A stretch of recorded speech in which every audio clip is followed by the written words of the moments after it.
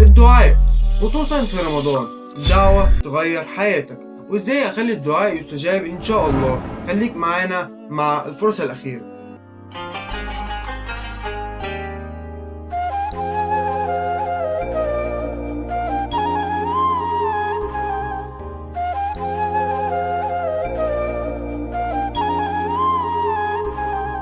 أهلا بيكم في أول حلقة من برنامج الفرصة الأخيرة. معكم عبد الرحمن الرماح. بصراحة الدعاء إلى الله يستحق إنه يكون أول حلقة في البرنامج. انتوا عارفين احنا فين؟ احنا في شهر رمضان. مش هتكلم زي ما كل الناس بتتكلم عن الموضوع ده، مش معناه ان انا بتكلم احسن منهم، لكن انا هكلمك على نقطة واحدة بس: الدعاء في رمضان. طيب ازاي تكون عارف ان الدعاء في رمضان ممكن يغير حياتك؟ لا مش ممكن، ده اكيد هيغير حياتك.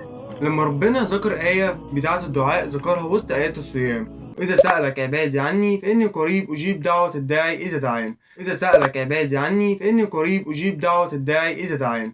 طيب جهاز أدعية رمضان، خليني أشرح لك أكتر. حدد لنفسك 5 أو 6 أدعية وادعي طول رمضان، طول 30 يوم. مش هيجي رمضان اللي بعده غير إن يكون ربنا استجاب كلهم أو أغلبهم. هتقول ده بجد؟ هقولك ليك جرب. ادعي بنفسك الأدعية 30 يوم ولا تترك يوم واحد، وتعالى رمضان اللي بعده تكون انت جربت الكلام ده بنفسك. سر النجاح اللي انت عاوزه هو الدعاء.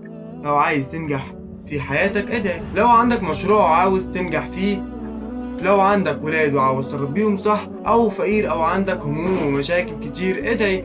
في ناس كانت مريضة وكان عندها مشاكل، بفضل الدعاء كل مشاكلهم اتحلت. لكن احذر من اكل المال الحرام، لا يستجاب دعوة له ابدا. هتروح تجيب ورقة وقلم، ما تقلقش الدعوات في دماغي تنساهم. اكتب 1 2 3 4 5 6، اصل لو ما كتبتهمش هتنساهم.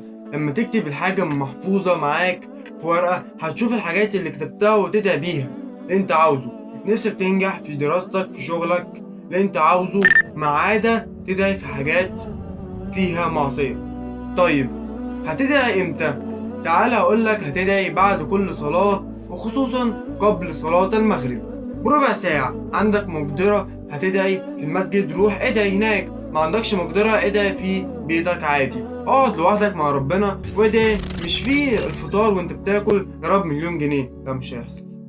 واقعد ادعي الى الله واثني على الله. اقعد قول يا رب انا ماليش غيرك، واثني على الله باللي انت عاوزه. صلي على رسول الله عليه افضل الصلاة والسلام، وابدأ اقعد ادعي لحد ما المغرب يأذن عليك. طبعا الدعاء ساعة الفطار لا يرد. في حديث يقول: الصائم عند افطاره دعوة لا ترد. مش هتترد دعوتك، لا ترد. لكن هقول تاني: الشيء الوحيد بيمنع الانسان ان دعائه يستجاب ان يكون ماله من حرام. وتاني حاجة، ما تدعيش بحاجة فيها معصية، ما ينفعش. تالت حاجة، ادعي وانت متأكد ان ربنا هيستجاب دعوتك. ممكن كمان بعد صلاة التراويح تصلي ركعتين وتدعي اللي انت عاوزه، ان شاء الله ربنا هيستجيب دعوتك في رمضان. عارف لما تكون عاوز حاجة من حد وتقول ليه كل شوية لحد ما يعمل اللي انت عاوزه، ما بالك من خالق العباد؟ ما تنساش انشر الفيديو ده لأي حد بتحبه لعله يستفيد ويعمل بالنصايح. ما تنساش اللايك والاشتراك في القناة، وكل عام وأنتم بخير. نلقاكم في الحلقة القادمة إن شاء الله.